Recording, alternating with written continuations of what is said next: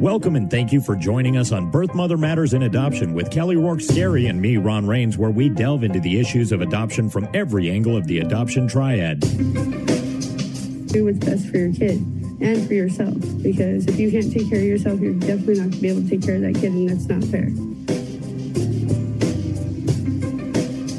And I know that my daughter will be well taken care of with them. Don't have an abortion. Give this child a chance. All I could think about was needing to save my son.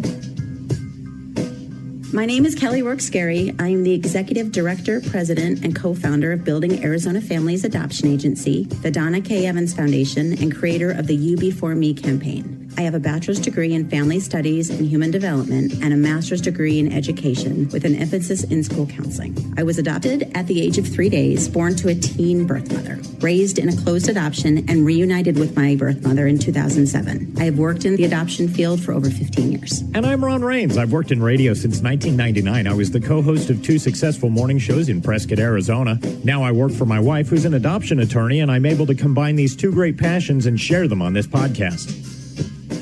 If you enjoy this podcast, make sure to rate and review us on whatever platform you use to listen to us, and follow us on Facebook, Instagram, and Twitter. Look for AZ Adopt Podcast. All right, today we're going to talk about the role of a birth mother case manager, what makes a really good birth mother case manager versus a mediocre or maybe not so great case manager. We're going to talk about why these things are important, what to look for in a birth mother case manager if you're an adoptive family looking into adoption and you want to talk to an agency about what they look for in their case managers and what kind of services birth mother case managers provide, and how birth mothers and adoptive families benefit from those services and actions that a birth mother takes. Very good. Case manager. Yeah. So I'm excited about today's podcast. So when we hire birth mother case managers, there is an ARA statute that defines the minimal requirements per the state, because we're licensed by the state. So each state may or may not have listed minimal requirements. And we don't really need to go into those because they're so confusing. On one hand, they say, okay, you must have, a degree and this many years. But then if you keep reading, you can bypass a degree if you have 10 years in specialized experience. And so there's so many caveats. And, if you're looking at it, it looks like, a maze. A maze, right, yeah. Certainly. So the best thing to do is to understand what the requirements are, for the state that you are having the agency that you're working with, and if they're licensed and if they have to adhere to any of those requirements imposed by their state. So that's the baseline, is the state imposed requirements. Then adoption's a really specialized field. So I have found that most of our caseworkers do not have prior adoption experience. They may have some realm of, like they may have worked for the state and they may have dabbled in the state adoptions, or they may have worked in, the foster care department. But working with birth mothers is really niche work. It's really specialized, and that's not always a bad thing. They always say you can't teach an old dog new tricks. So sometimes when we are bringing on a new caseworker, we're starting from scratch, and that's okay, because we can, train her how we want things done. And, right. It's not constantly trying to get her to deviate from the standard or the default that she's used to going to. So Certainly. That helps. So it's really a specialized field. So with the birth mother case manager, you really have to have an open schedule. It's a hard job if you have young children, because it's a drop and go. Babies are born 365 days a year, 24 hours a day. And when you're case managing outside of the COVID pandemic, a lot of times you're in labor and delivery. And so you've got to have a schedule that is accommodating. So that adds a layer. You also, as my husband loves to say, have to have really thick skin, because when you're working with a population, and not every birth mother, is homeless or is using substances. Some of them are, some of them are not. Mm-hmm. When you're pregnant, you can be pretty hormonal. I know, because I've been through that 4 times. And, in Arizona, it's pretty hot out. And so you can get agitated pretty easy. Right. And add in, if there's some substances or mental health issues or frustration over finances or issues that are leading a birth mother to choose adoption. Mm-hmm. So she's got all that weighing on her. So all these things are just going on in her head. And if you don't have thick skin, it can wear on you sometimes, Right. I mean, when you're not in a good mood and you're by yourself in a hotel room and the caseworker calls you and wakes you up, she's going to get it. She's going to get it. Right. She's going to get an earful. So you have to kind of be able to, brush it off and not make it feel so personal, like it's a personal attack. It's just the circumstances. So, Right. Yeah, it's hard to separate yourself. It is. It, especially for those that are brand new to the social work field. Mm-hmm. As you're in the social work field more and more, you do get seasoned. You learn how to tune some of it out and just attribute it to, she's having a bad day, I'm going to let it go. Mm-hmm. If you're more on the newer side to social work, you take it a little bit harder. You tend to take those thoughts home with you, and you've really got to be able to distance yourself. You've got to be able to establish boundaries, both for you and with your birth mom. Mm-hmm. And that's really important, just having the ability to set those boundaries and be okay with not being a people pleaser, because you say no a lot as a birth mom case manager. I mean, there are times where I'll get phone calls with, a case manager that may have just started, and she'll be like, well, what about this? And I'm like, no, you just got to go back and say no. Okay, well, is there any way that we can kind of, maybe try it this way? And no, it's not going to happen. Right. And a lot of it is legally, you can't do certain things. Correct. The law won't allow it. And so that probably helps to be able to say no in that case. Oh, for sure. For sure. Absolutely. And the other thing is you have to be able to do the proverbial dance. You've got to be able to understand that there's so much going on in their heads with the idea of, okay, I'm placing my baby for adoption. I'm feeling the baby kick. Like, there's so much turmoil in there. And you've got to know when she needs you and when to back off. That's important, because it's kind of like, were you in the delivery room with your son? I was, yes. Okay. So that's a really good analogy. So when I was in labor with my 4 kids, there are, times where, yes, I wanted my back rubbed, or I wanted, some ice. There were other times where, no, I didn't want you to put your hands on me, and I don't want any ice, and you can take that burger and go eat it out in the hallway. Right. And I don't even want to see your face right now. Right. I had this is talk about disclosure. I had a ponytail at the time. This was, early 90s still. And my wife at the time grabbed that ponytail, and she was pretty angry at the time. And so you just kind of, okay, this is a different. So she grabbed your ponytail, and then the next minute she's probably like, honey. Right. Then she's like, can you get me some ice? And, or can I get a back rub? Or just. Absolutely. And so it's kind of not with pulling a ponytail or a back rub, but It's kind of one of those, okay, now I'm present. I'm here for you. Let's talk, versus why is she not calling me back? You know what I mean? So it's understanding that there is some push and pull, and it's not personal. It's just processing. A case manager has to be able to do that. They have to be able to be really organized and be able to understand that things have to be done in a timely fashion, that birth mothers do go off the grid sometimes. And that doesn't necessarily mean the adoption's over. It just means they need some space. Something may have happened in their lives. They're living their regular lives too. And so understanding that they're struggling, meeting them where they are. We've talked about that so many times. You have to be able to do that as a birth mother case manager. You have to be able to understand that people have made choices in their life that they may not be happy with. That being said, it's important to meet them where they are and not judge them for the choices that they've made. Right.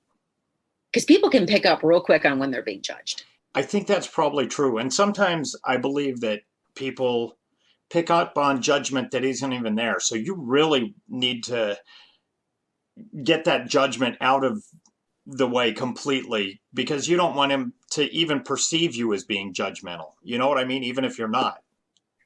And one of the hardest things about being a case manager, especially after they deliver, is understanding that you can't continue to spoon feed. Okay, here's this. I made your appointment for you. I set up a ride for you. I'm going to call you 15 minutes before your appointment to remind you. You've led the horse to water. Mm-hmm. They need to drink. We're not going to take a cup with us to the river and scoop it out of the river and continue to pour. It's got to be okay. We've worked with you. We've got to trust that we have instilled in you everything that we can, and we want you to launch, and we want to empower you, and we want to support you. Right. But we're not doing you any favors if we continue to spoon feed you. We really want you to fly. There's a reason that eagles push their babies out of a nest, which I can't even imagine the way they do. Bye.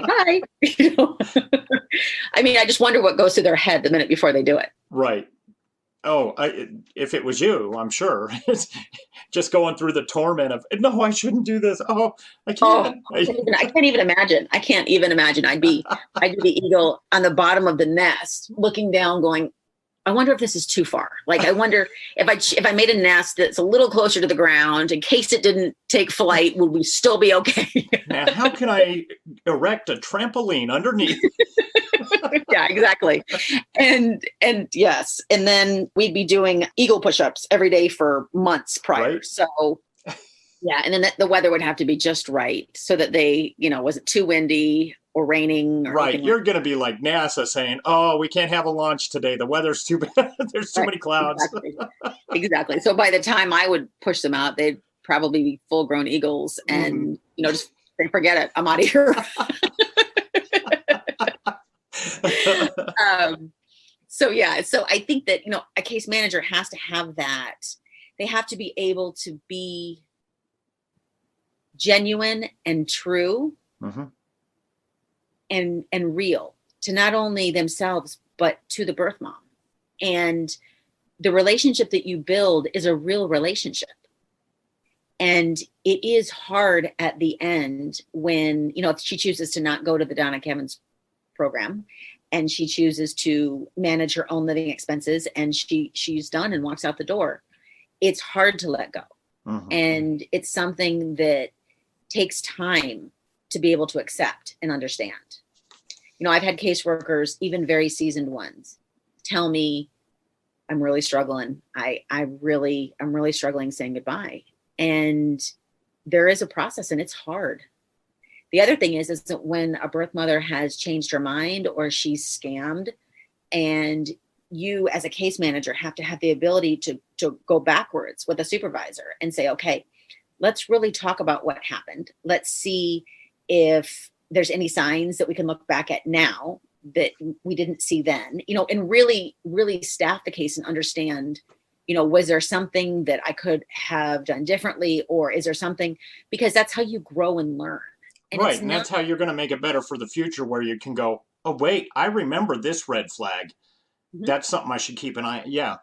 As an agency and as a supervisor, that is one of the reasons that we staff our cases every week, is because, as we're going through and asking questions, we're catching what maybe some of the, the newer case managers may not recognize. And we have our lists that we go through. And like I said, that's where as a team, we pick up where maybe somebody doesn't have those skills yet. And so that's why, in working with families, I always say, we staff every case every week. So it's not, even if you have a newer case manager, it's not that something's going to, slip through, but we still want to go over with them and make sure that they understand, like, okay, well, let's look at this situation because it's how everybody learns. They call it practicing medicine for a reason. Because you're never perfect at it, but you're trying to achieve that. You keep practicing. Unfortunately, when you're going to a doctor, everybody says, I'm going to go to the most seasoned doctor, and I'm going to go, and I want to see the specialist who's done this, 5,000 times before. And, as it gets closer, you wind up with the physician assistant that started the week before.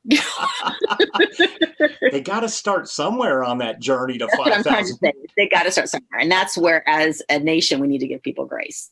So all of these attributes and behaviors and actions really have to kind of all come together. So finding a good case manager is always a really hard thing to do, because you have to kind of pick and choose and prioritize what's really important.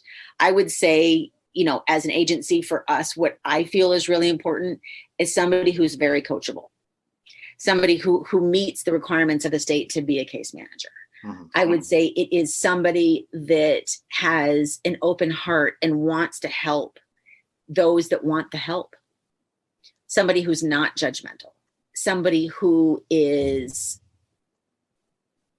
a self-starter and can be present in the moment and has enough education that she can direct a birth mother on where to go for the services that she does need that are outside of her pregnancy or adoption related concerns. The birth mother needs to have the ability to stay organized and have a flexible schedule. And so sometimes it feels like we're looking for a diamond in the rough, because we need somebody that has all of these attributes, and a birth mother deserves somebody who has all of these attributes. Not to mention, you need somebody that, as we said before, is thick-skinned and can take a little abuse. And, all those combined. Now, are you looking for anybody or hiring? We're always looking for case managers. And that's something that I think we'll be doing till the end of time. Okay. Because in social work as a whole, there's a high burnout rate. In adoptions, these women can really take a toll sometimes. And I don't even know that it's their fault. I think it is dealing with the rawest emotions that you can imagine and still maintaining the biggest heart. And like I said, that's a diamond in the rough.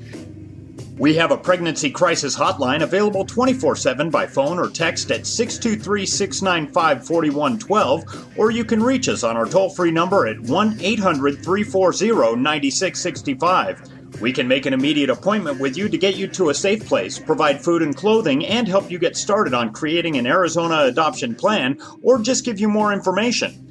Check out our blogs on our website at azpregnancyhelp.com and follow us on Facebook, Instagram, and Twitter by looking for AZ Adopt Podcast.